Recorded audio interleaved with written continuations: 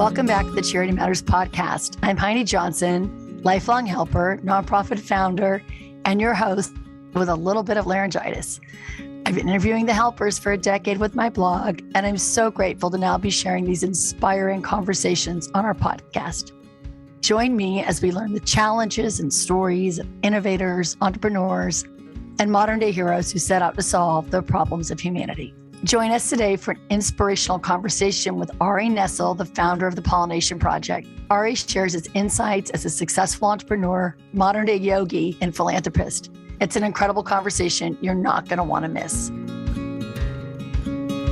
Today, I'm so excited to have Ari Nessel here from the Pollination Project. We are so excited to have you, Ari. Welcome to Charity Matters. Grateful to be here with you, Heidi.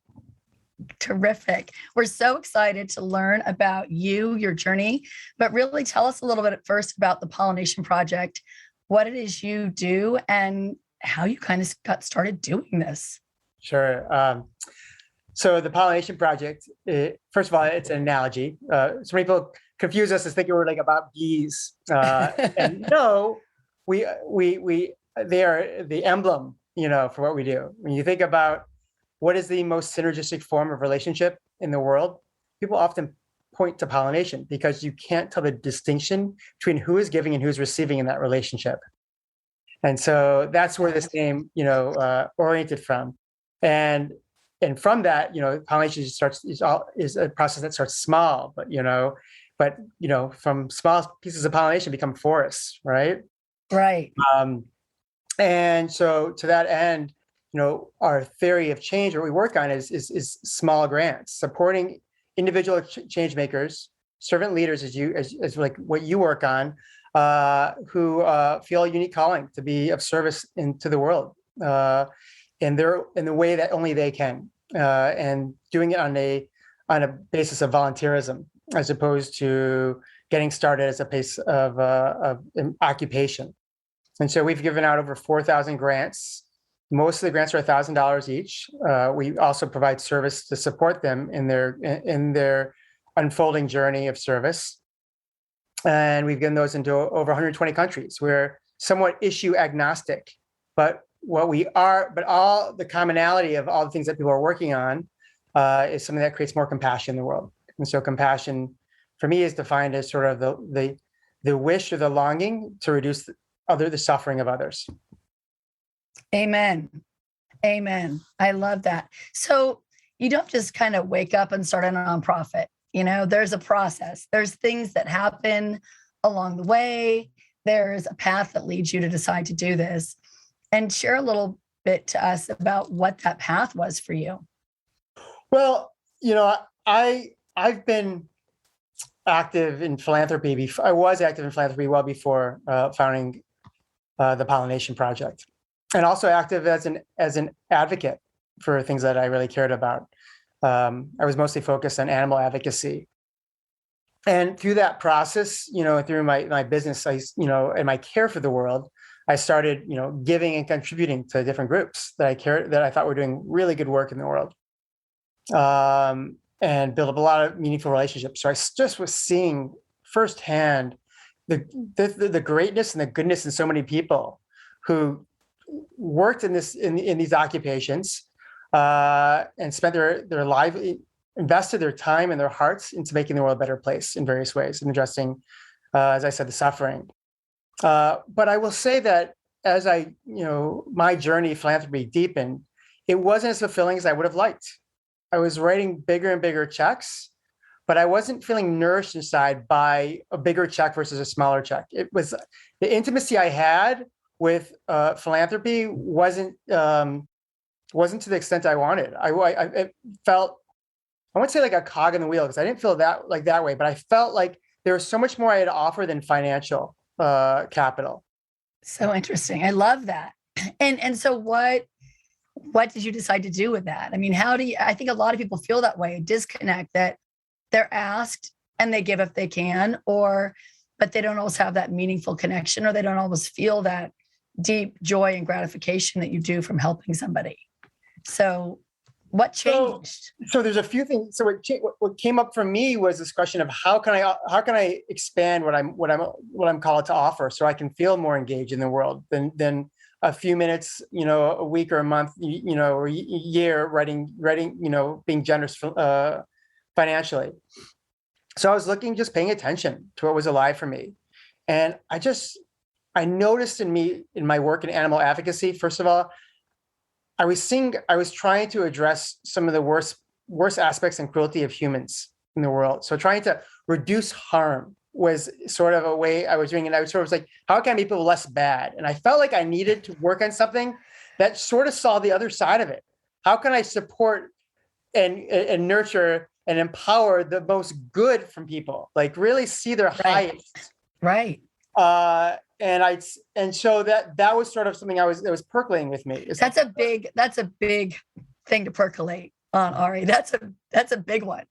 It was, and a lot of it was really about a gift to me. Is I didn't want to go around seeing my species as like these bad guys. I just knew from my own internal experience, there's a lot of good in us. Well, the world isn't paying enough attention to all the good too, which is why we're having this conversation. That's right. So we can highlight your good and the good that happens. So much of it, yeah. How do we see it and empower it and amplify it? And right. So we changed Absolutely. the story. And so what came out of that was this idea of how do I, is wow, there's probably so many other other who want to do good in the world. I've been other people, I'm supporting things that my own heart that cares about it. How do we find those people? And how do we acknowledge them? And how do we make them move from that point in that question when they ask, well, wouldn't it be great if someone did something about that? So like, wouldn't it be great if I did something about that? And so the idea came out of it is like, well, for me, what would be more meaningful than just like, writing a few big checks a year was writing every day, tapping into my own sense for and calling for generosity, to live a generous life. So the idea was to give one grant a day of $1,000 and bring in a number of people to, so I wasn't picking the people and I wasn't finding people, I was picking a whole network of people so I can use as an excuse for relationship and friendship to work with servant leaders, as you talk about, in different movements to locate the people who are asking this question for themselves, and to find other people who have maybe much better apt than I am to figure out which of those people are at the right point in their unfolding path to be resourced with financial with this money, with this grant to do something in the world. And that became the Pollination Project. And what year was that? That was about 8 years ago. So it's 2013. Wow. I mean, that's pretty incredible. I mean, I do think that you opened such a huge conversation, which could be an entire other episode about the disconnect between philanthropy and between actions and words, and where does your heart meet that action, what is the trigger point? Because in the hundreds of people I've interviewed in Charity Matters, they've all had a moment where it all came together and they realized they had to do something. They had to fill in that blank of the question you ask, what can I do? And how am I going to do this? And they begin to act to change. So I think that it's brilliant that you're trying to trigger more people to do this, because the world needs a lot of them. But starting a philanthropy is still like starting a business, and you're a businessman. You already have business and you're starting another one. I mean, what challenges have you run into? Because no business just starts simply, effortlessly, easily, some more than others, but there's always challenges. So what are some of the challenges you've had?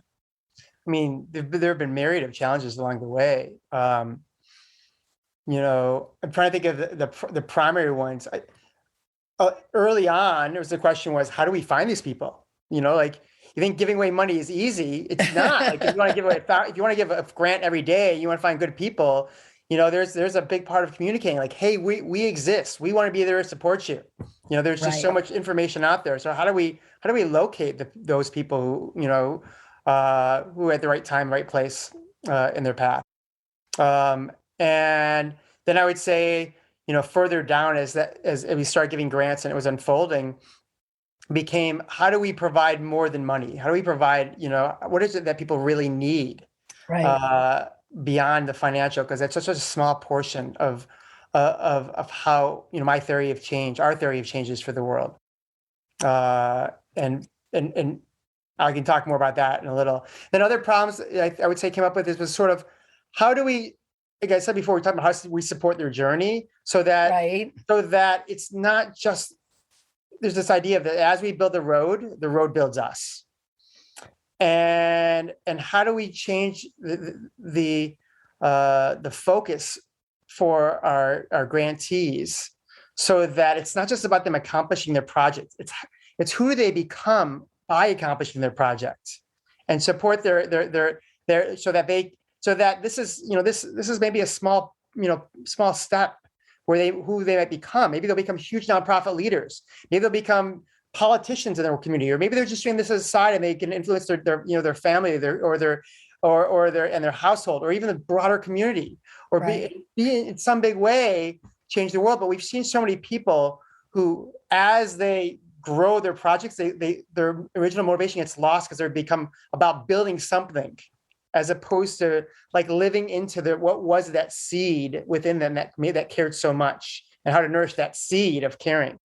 So I think that is brilliant, because I think that is the challenge. When you're starting a nonprofit, you're planting a seed, you're building a community, you're creating connection, you're trying to move everybody forward in the same direction. And now you're doing this in kind of micro ways with these grants. So tell us how it would work. For example, if someone came to you with an idea or a passion project or something they cared about, how would that work, and how do you follow it? Give me an example. Sure. So how it works is, luckily now, because we've done so many grants, sort of words out. So we get lots of applications, thankfully, many more than we can fund. And so when they send in their grant in, someone reviews it, just make sure it checks some of the boxes to make sure like everything's in there. And then we respond to them, hey, if you're missing anything, this is what we need to know. And then after that, it goes to a grant review process. And that is our grant. We have these grant boards are all former grantees of ours. So that I love that. So, and they do it on a volunteer basis too. And so if their expertise is like, is women's education, or it's environmental justice, or whatever, or it's arts and culture, like we're having the right people review it who have some unique knowledge. So they're not just reviewing it, with out of ignorance, which sounds good. They can really check in. Does this really seem like it's going to work based on our experience? Is this from a part of the world where this is applicable based on, their geography that they know? And, we'll either respond saying, this looks fantastic, and they'll fund it, or they'll say, hey, we need some more information. We got some questions for you. We have some suggestions, which we'll be making some modifications to your grant or doing it a different way. Or if we say, we never deny, people say, please, this doesn't necessarily match us right now. Please, please apply again. Or in some cases we'll say, we think what you're doing is beautiful. It just doesn't need our money. Go make it happen. Right. Because a lot of times money isn't what's needed. People can just do it without financial support. Right. And so that's really the process. And then once they're a grantee, they become connected to our network and other like value adds we provide as being a grantee of ours. I wish all of my grants that I wrote were from alumni from the nonprofit that I run. That would make my granting process so much easier. I love that. Well, it actually makes a ton of sense too. I love that you're doing that, because you're doing the full circle and paying it forward, which is so much part of the process and the ethos of what you're trying to do. So it makes perfect sense. And I wish other organizations were doing the same. So I like to say sometimes that doing this work, why it is fantastic and rewarding, because we're helping humanity and we get paid in hearing back of people that we've helped and knowing we have a small hand in changing a life. But there are days when I like to say the bucket's heavy. We all have lives. You have children, you have a career, you have, other things you're doing besides Pollination Project. What fuels you to keep doing this when you think, oh my gosh, somebody else is coming at me today and the bucket is heavy. I don't know if I can carry anything else. What fuels you to keep going? Well, I think it changes each day and each moment. But for me, it's just an acknowledgement that my life is deeply intertwined with all lives around me. And that if I am subject to the world, if the world around me is like lacks peace and it's full of anger or ill will or destruction, then that's the ripple that comes back to me. So if I want there to be a peaceful world, I need to create that peaceful world, and then that peaceful world helps me be more peaceful myself. Right. So it's out of I guess it's a lot of it's out of longing for my own happiness, is in recognizing that my happiness is so intertwined with the happiness of others. And so therefore how to respond. And the only way to Right. respond is service. Well, service is the secret sauce to happiness, in my opinion. I don't know that everyone seems to have gotten the recipe, but for those of us that have, and most nonprofit founders seem to know that service, I wouldn't say it heals all wounds, but it certainly heals a heck of a lot of them and makes life pretty fantastic. So, but I would just go say, ahead. what you were alluding to, which I didn't speak to, is on those like difficult days. You know, those parts like when you don't want to get out of bed, or you're like you some of your dreams weren't being realized, or were not being acknowledged or seen, or some person you're working with wasn't performing, or things like that. And I think that where that comes in is sort of our approach, and hopefully my approach, which is what we speak about a lot at the Pollination Project, which is part of our evolution, is what we call heartivism, which is different than activism. And heartivism is really the distinction between heartivism and activism. I would say there's a few things. One is it has intrinsic motivation versus extrinsic motivation. When we have extrinsic motivation for what we do and we hit bumps in the road, we might be question what we're doing, because it's not a linear change the way the world happens. We try to do something good in the world. Often it's like it's a roller coaster. And so Right. and at the end, most likely it's going to turn out to be really, we'll end up at a much better point than we started off with, but it's not a straight line. And so when you have intrinsic motivations because you do this because inherently it's worthwhile to effort in that direction, it creates resiliency, right? Does that make Right. sense? Oh, yes, it does. And then when you're doing it, there's a quote I really love where it says, when I help others, I see them as weak. When I seek to fix others, I see them as broken.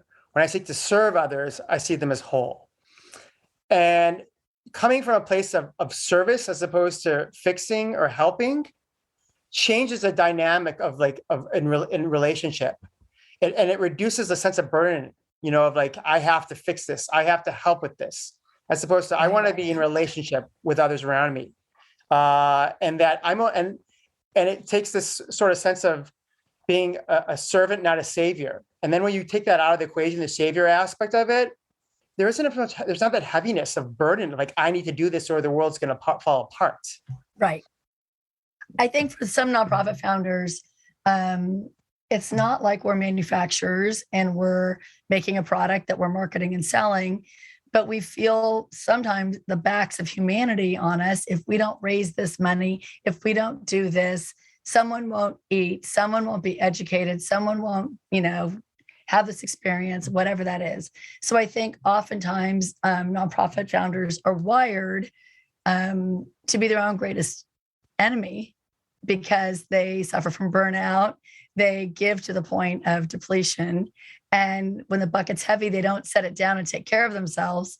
They just keep pushing through. And so it's always kind of this delicate balance, right? When we're trying to help people, helping ourselves, helping others, finding that balance. And I think your quote is a perfect example of, and how you look at it is also how you react to it. Well, and I think there's a question I would ask anyone who's listening is sort of what motivates their action, and that there is a big difference between a motivation of compassion versus empathy. Empathy connects to the pain of others or the harm. Compassion connects to the wish to address that harm or that pain. And so the former can feel overwhelmed, and in that pain, identifying it, feel it can be brought down.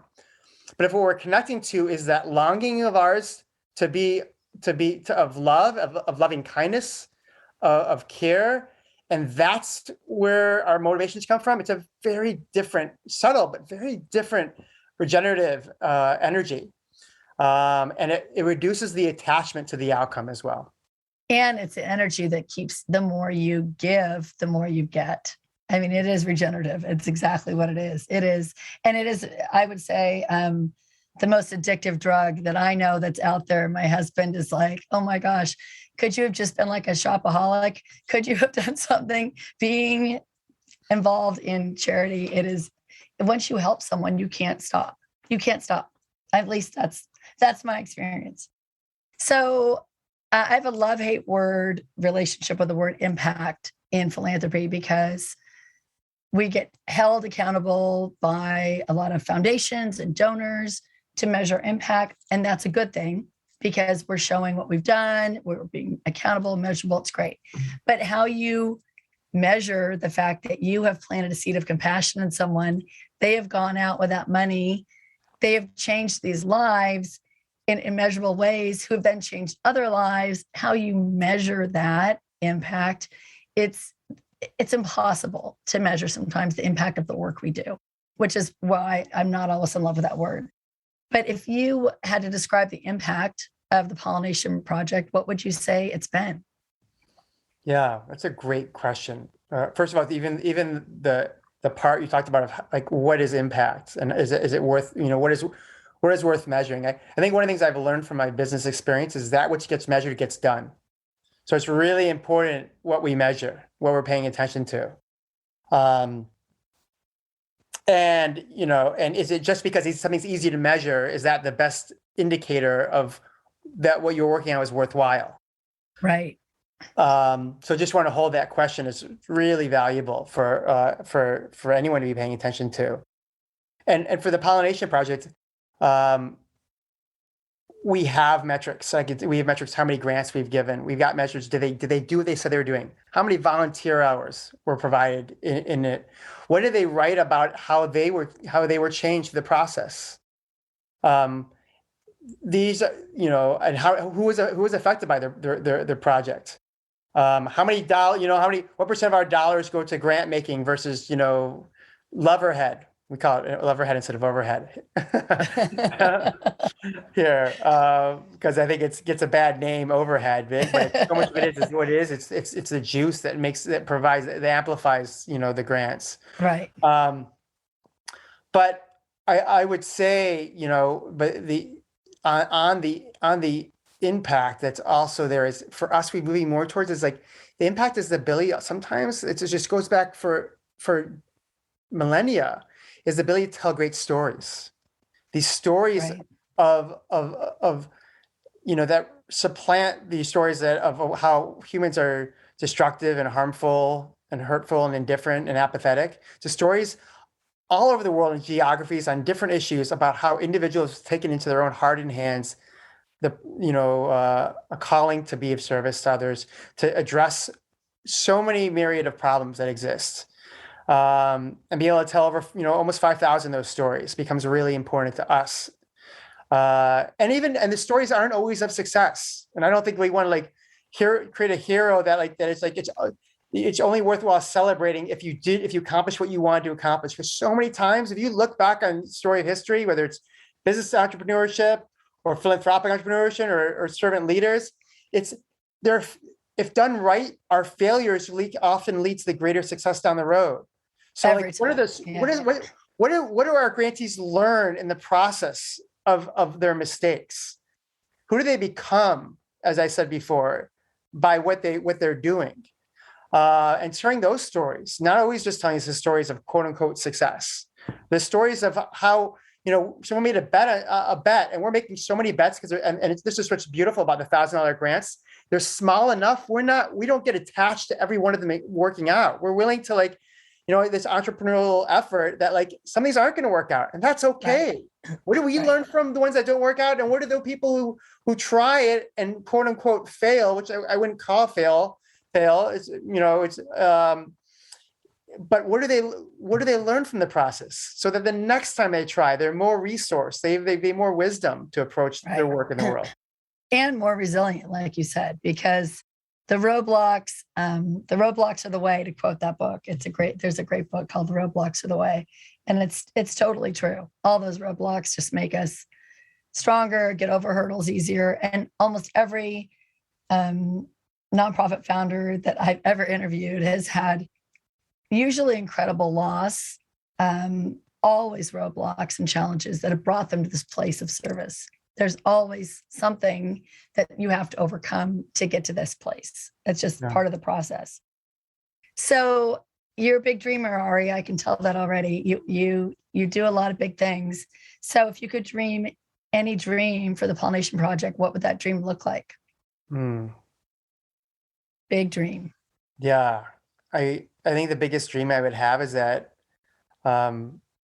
we played an enormous part in uprooting apathy around the world by making it so that anyone who ever had their own dream of how they can how they can use their unique capacities and knowledge and skills and relationships to make the world a better place and put them in and to do something about it, so that they knew that someone who out there saw them, acknowledged them, and was there to resource them. That'd be my greatest dream. And that there were so many grantees around the world that, and it wasn't just us following them, but people copied us all around the world. And so that that philanthropy wasn't just done by giant organizations, but there was innumerable small organizations and individuals that were resourcing anyone who felt a similar calling.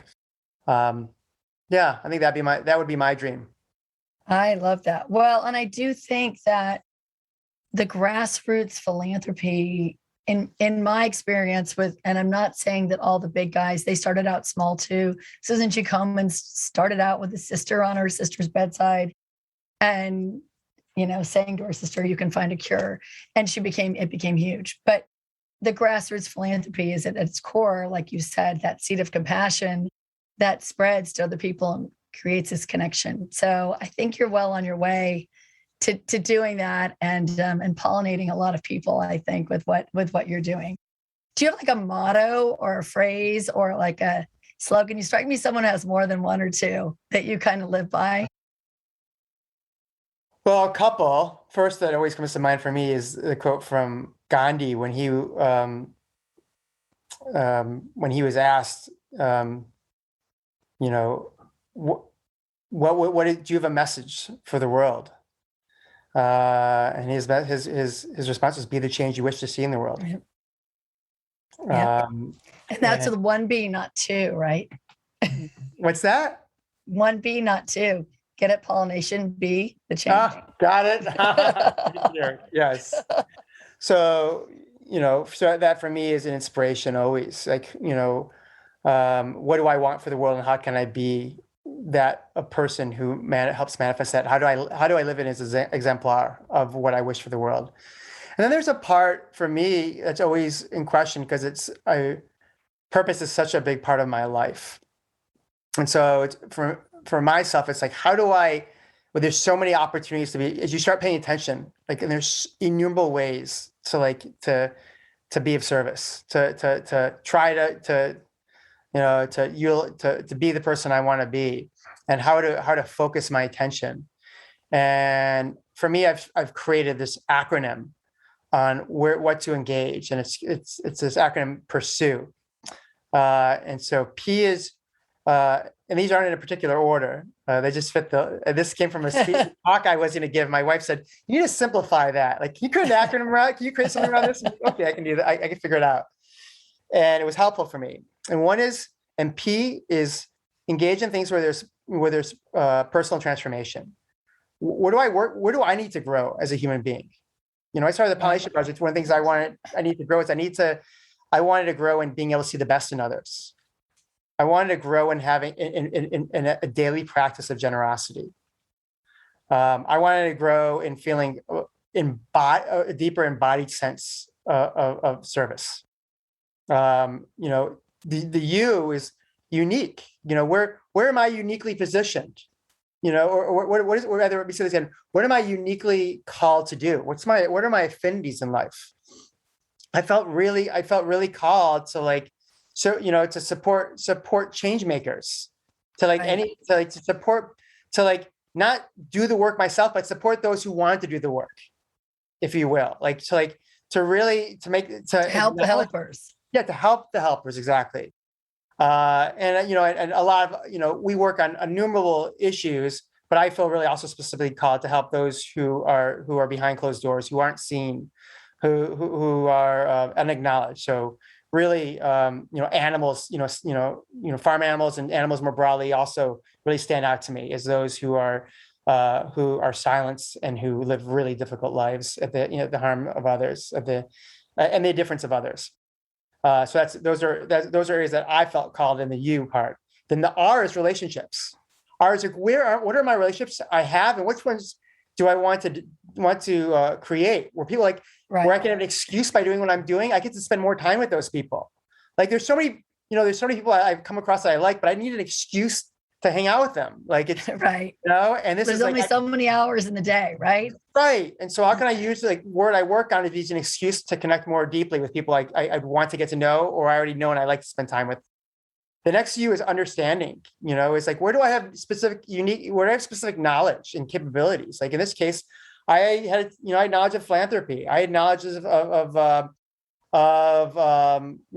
my meditation practice and yoga practice of the human condition and the human heart, and how to understanding my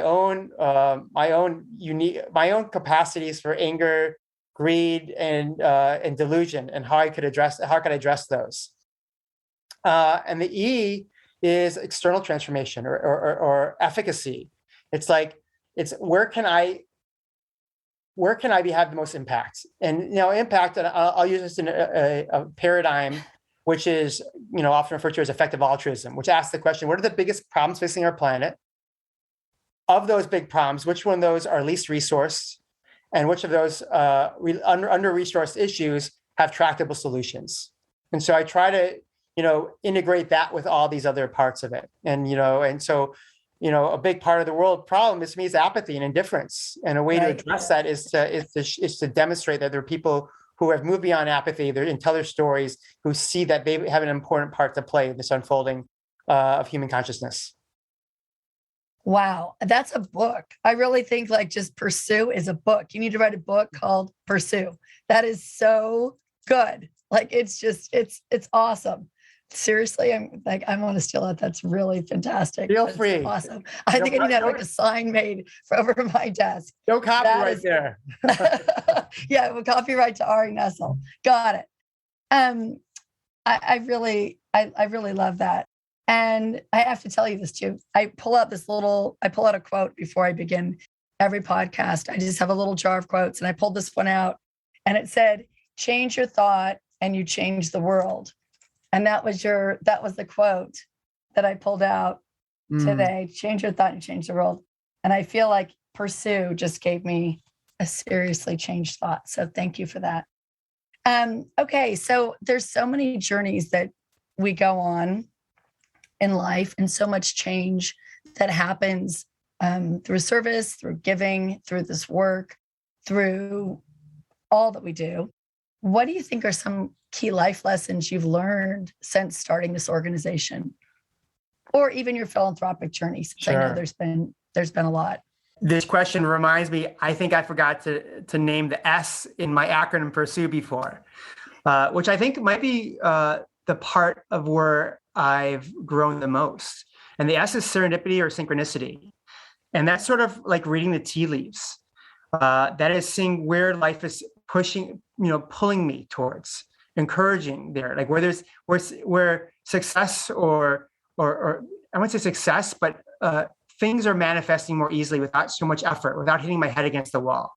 Right. It's sort of like I think when I was younger, I used to approach things, say if you're thinking of this from an element standpoint, more like fire. And now I try to be more like water. Try not to go in ways that it doesn't seem so hard. There's a sense of ease, there's a flow to life. That's what I was talking about before. Where you go where you have relationships, go where you have knowledge, go where things are.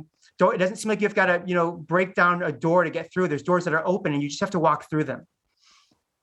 Try to use there's a finesse that comes from things, an allowing, not a forcing.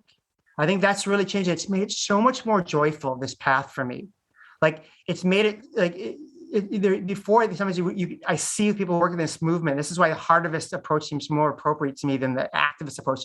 It's because there's not an exhaustion when you're just going where there's flow. You don't get tired from it. You get it's a regenerative energy.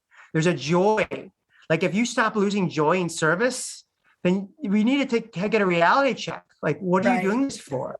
Right. Why are you doing it? And it's like, is it only because an outcome? Is it because this is what you were meant to be doing in the world? Because you love to show up in this way in the world. This is who you want to be.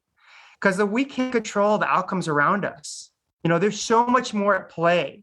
It doesn't always matter how well we played our part, because there's all this unfolding from people and systems and karma and illusion, delusion all around us. And if we can pay attention to what's unfolding, sometimes it's more joyful that we don't have the burden we feel, but it also allows us to say, like, maybe this isn't the right time for this, or I need to change direction a little. Maybe this isn't working. I've lost my zest for life. And this is not about, I'm not saying drop your resiliency or not building unwillingness to get back up every time you fall, but just checking into but there's a greater resiliency that comes from a happiness than comes from being geological, like a stone, right? Right. 100%. 100%. Well, and I couldn't agree more. And honestly, despite my crazy voice or lack thereof, these conversations and this conversation to me is like water. It brings me joy. I feel in the flow, and I love, love, love learning it from people like you and sharing with people like you. So I'm so grateful for you and your time and sharing everything.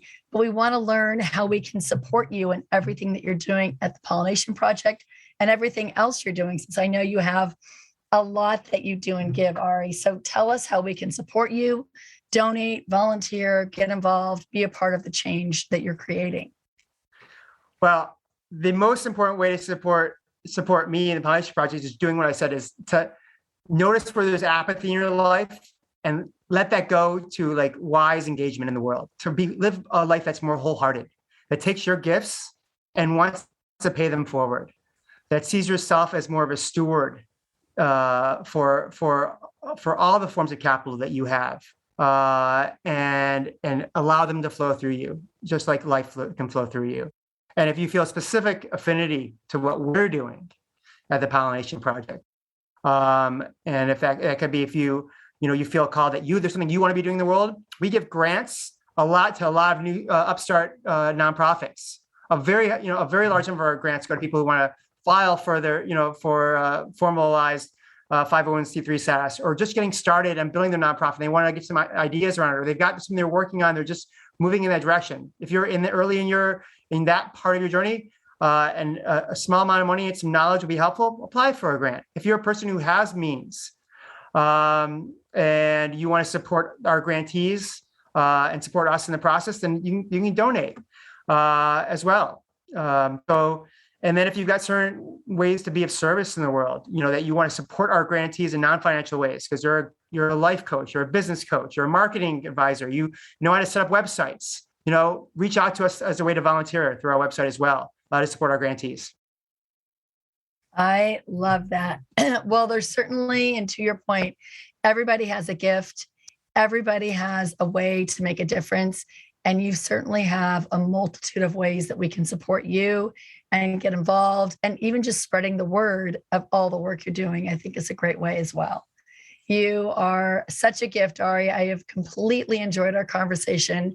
I apologize for the seal voice, but I've loved listening to every last bit of wisdom. And I will never, ever look at the word pursue the same as long as I live. I'm going to completely write this down and memorize it because it's so brilliant. So thank you for the gifts you've given us today. I'm so grateful and so excited to share your work. So thank you so much.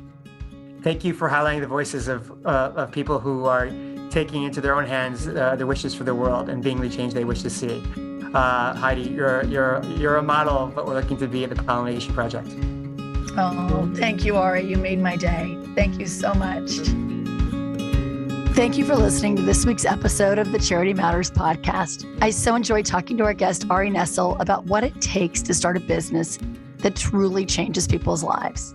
I think Ari's comment and acronym about the word pursue was beyond inspirational and something I will remember forever. To learn more about modern day heroes like Ari, or if you'd like to reach out to us, visit us at charity-matters.com. or connect with us on Instagram at Charity Matters. If you enjoyed our conversation, we'd love it if you shared this with your friends and family. And as always, feel free to leave us a 5-star review on Apple Podcast. Remember that together we can make a difference, one small act of kindness at a time. See you next time, and hope my voice is back.